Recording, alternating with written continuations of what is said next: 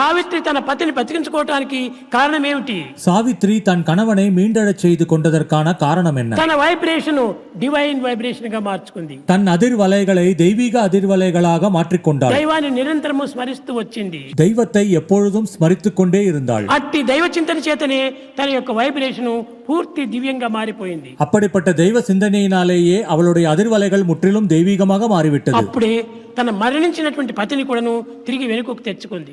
அப்போதுதான் தான் இறந்த கணவனையும் மீண்டெழச் செய்தாள். ఒక దివ్యమైనటువంటి భావం చేత మనం చేయలేనటువంటి కార్యములు ఒక్కటి కూడా లేవు ఈ జగత్తులో.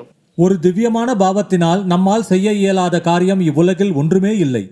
ఎంతటి శక్తివంతమైనటువంటి దాన్ని కూడా మనం సాధించవచ్చును.